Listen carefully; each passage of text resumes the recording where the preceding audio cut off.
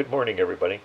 Well, today what we're going to do is make my world famous marinara sauce. Well, at least it's world famous in my own brain, maybe not anybody else's, but why don't you join me? It's actually relatively easy to make. Just make sure you have everything prepared ahead of time, and what we call mise en place. I don't call it that, but official chefs do. And today it's going to include this sauce: 3 carrots, 1 large white onion, calls for 6 cloves of garlic, but I think we'll go a little heavier. We've got some basil leaves. Yes, I know I should be having it fresh, but this is November and it's hard to find. We'll need tomato sauce. We'll need a total of, this is 2,000 milliliters, so I need 5 cans of, this is Kirkland organic tomato sauce. It's good sauce. The only thing I really don't like about it is the amount of salt that they put in. They've got something like 10% of your daily requirements in a quarter cup of sauce, which is 60 milliliters. So anyways, that's a lot of salt, but it gets diluted, so that's my theory anyways. And we'll need some bay leaves, a little red wine to rinse out the cans of tomato sauce, and I think a quarter cup of olive oil. So why don't we get started? So first thing we'll do is chop up some carrots. Chop them up finely. You're going to puree them at the end anyways, so what you want to do is get them thin so that they cook as quickly as possible ahead of time.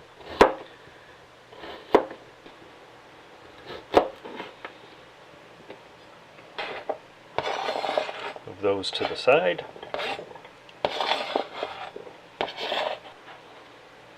Next up is the onion.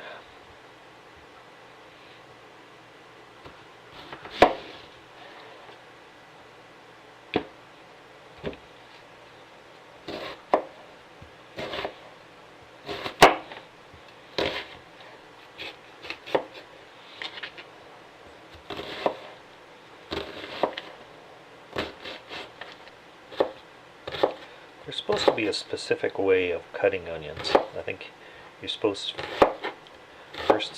to cut to the stem. It makes it easier to slice, but I'm not sure if I got it right. If I haven't, please correct me in the comments below.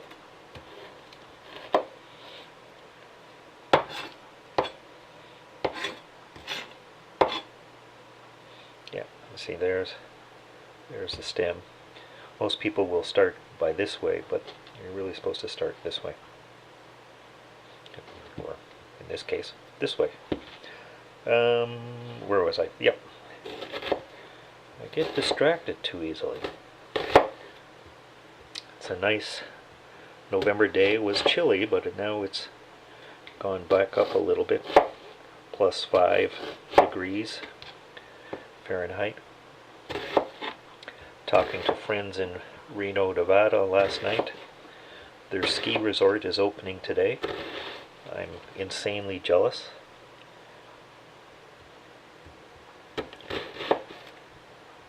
So I'll make a good marinara sauce and we'll have a good pasta dinner tonight to compensate for my grief. Anyways, I wish them good skiing. Hopefully the weather stays nice for skiing. Don't want that. Okay. There are onions. So I think we've made good progress.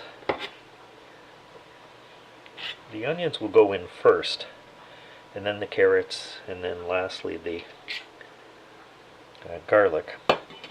But I want to prepare the garlic now because, as you well know, it takes forever to mix them down. How many have we got here? It says 6, but 1, 2, 3, 4, 5, 6, 7, 8. Good enough. So here we go.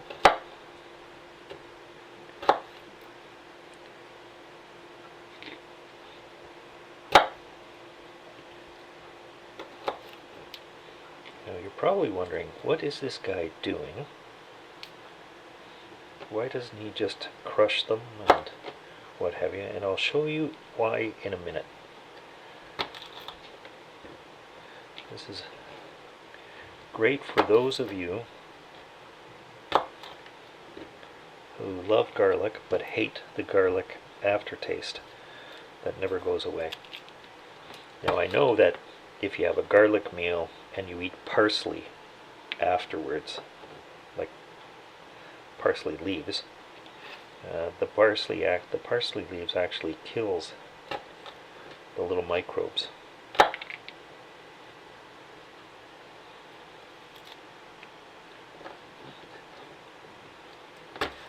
That cause the odor, the taste.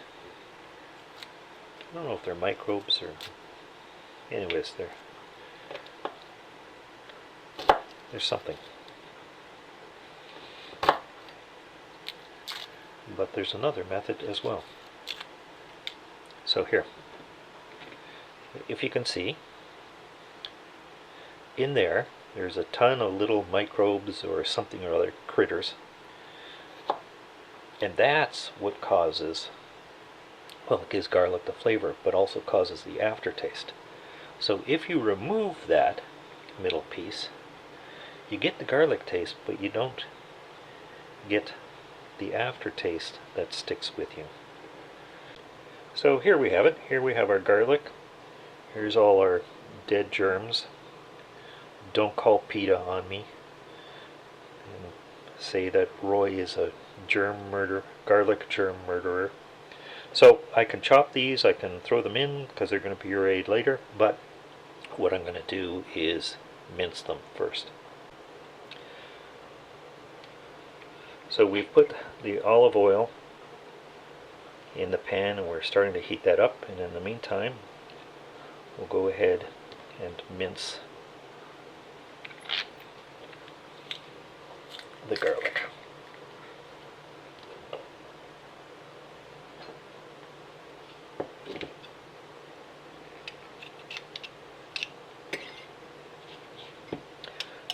You know, whoever invented this little device should win the Nobel Prize for technology. What an incredibly handy product.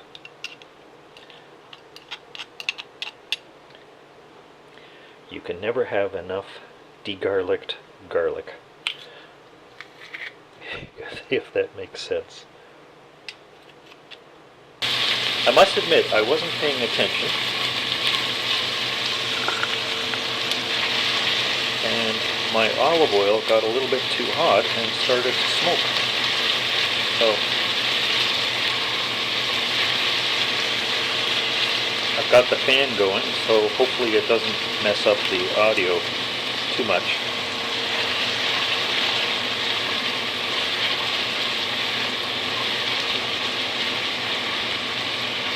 Now you want to cook this down for a couple of minutes.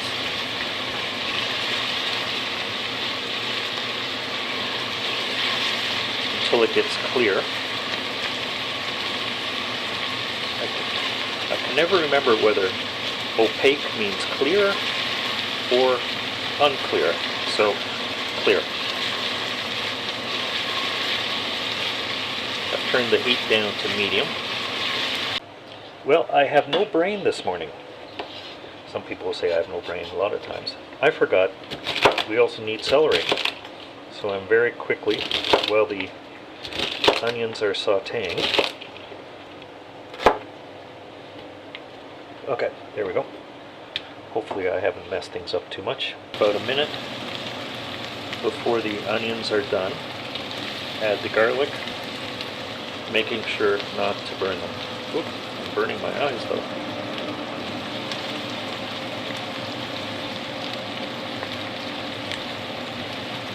Okay, getting a nice, can you smell that beautiful garlic smell? I'm sure you can. Okay, next, the carrots and the celery. Here go the carrots. Next, we have the celery. Celery will add a lot of water. This will take about, they say 6 minutes, but I usually find it takes longer than that. Maybe it's because of this stock pot.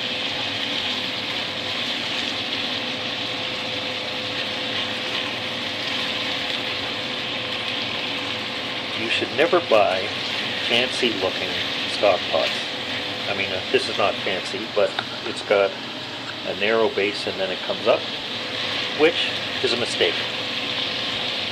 You want a base, I think, that's as wide as possible, or at least as wide as the walls. And so it's basically a nice square pot, if that makes sense. In other words, you want as much heating surface on the bottom as possible. That's my argument. Okay, we'll stir occasionally so that things don't stick to the bottom. The sauce is the carrots and everything, celery, they're starting to water down nicely. In the meantime, I've opened 5 cans of tomato sauce. I have a little bit of red wine here to rinse out the tomato sauce afterwards and pour into the sauce. I've got, if you remember that package, don't these basil leaves look fantastic? They're amazing. And 4 bay leaves. I have to remember 4 bay leaves because I have to scoop them out at the end before I puree everything. Now, to tell if you're ready, they're getting there. You want the carrots, which are usually the hardest, to be fork ready. They're almost there. I'm going to give it another minute. And then of course you can add salt and pepper to taste, but since there's basically a cowlick full of salt in the tomato sauce, I don't think that's necessary. For the salt anyways. I think I'll add a little bit of pepper later on. And I guess if you wanted, you could add like herbs de Provence or Italian style seasonings or what have you, but we just prefer it like so. Okay, I think we're good. In goes the tomato sauce.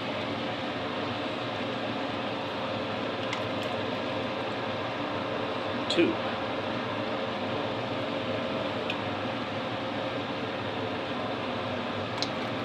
Three. Don't throw out the cans yet. You want to rinse them out because there's a lot of good stuff still in there. Give it a stir. Throw in our leaves.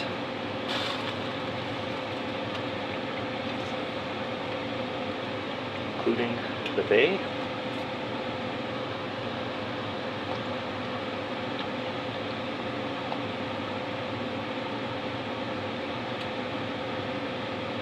Okay, that's good. Take the wine. No, don't drink it. Not yet anyways. It's first thing in the morning. Okay, a little bit, just a little bit, whoops.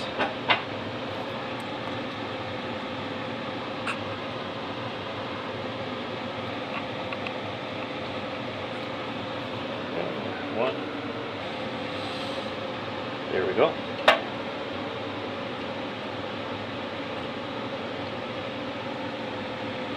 Stir everything together.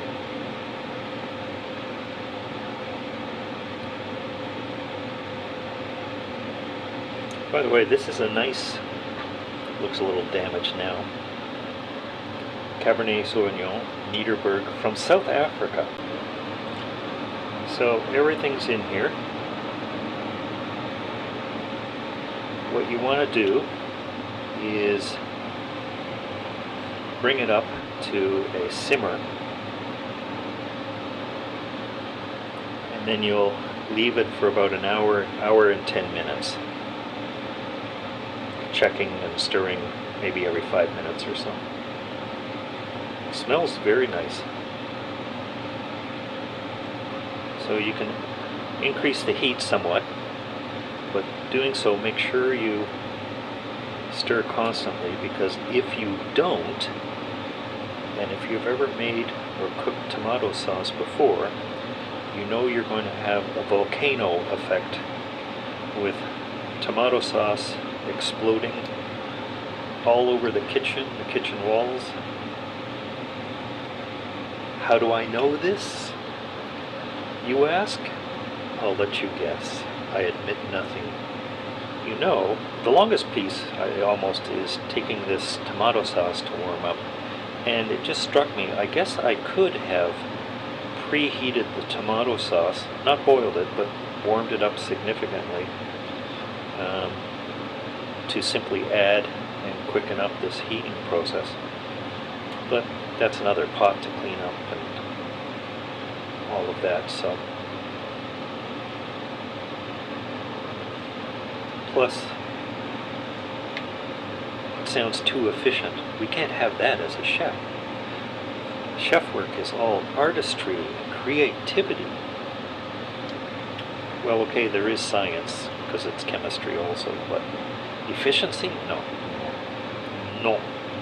No, monsieur. Using my fake French accent to mock the French, but actually it was a French chef who developed all the rules for cooking back in the 1800s.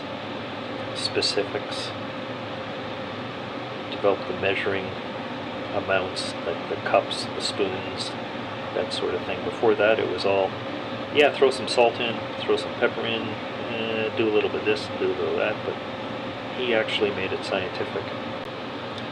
Maybe you can help me with an expression I'm sure we've all heard, that to calm things down or to prevent fights or whatever, we say, don't stir the pot, don't stir the pot, as if stirring the pot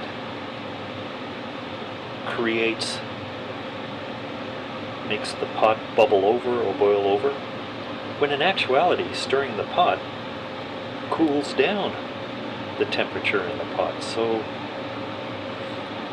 if someone can help me understand how this phrase came about, or am I misinterpreting something, let me know. Oh, I see steam is starting to rise. We're almost there. Well, I can see the surface just starting to get aggravated, so I know the bubbles are coming soon. So I'm going to turn down the heat to medium-low, actually most to low, let it sit there.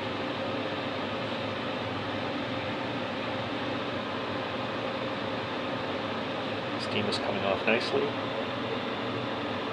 I'm going to cover the pot and then check on it every 5 or 10 minutes or so. Let it sit for, like I said, about an hour. I'm going to let it set an hour and 10 minutes. And in the meantime, I shall clean up the mess I made with the dishes and have a coffee and relax. See you in an hour.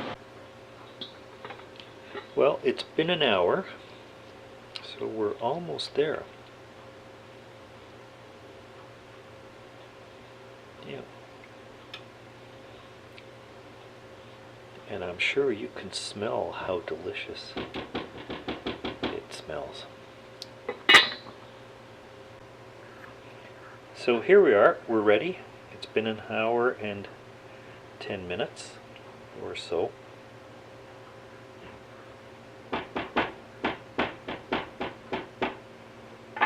So first things first, we need to find those pesky basil leaves and get rid of them.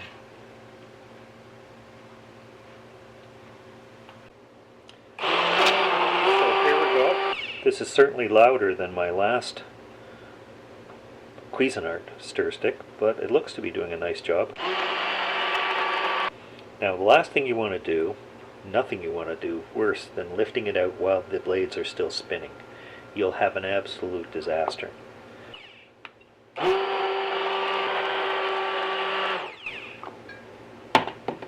Yep, I can see it. See how it's getting orange color rather than the red? That's coming together. It's goop up. It looks like it's pretty well there. Let's give it a little bit more. There we go. Now you can blend it to the texture you like. Some people may like this a thicker sauce, some might like it thinner. Some people actually add more water to it to make it even thinner, but I like it about like this. So let's clean up this marvelous brawn, and we'll go to the next step, which is canning.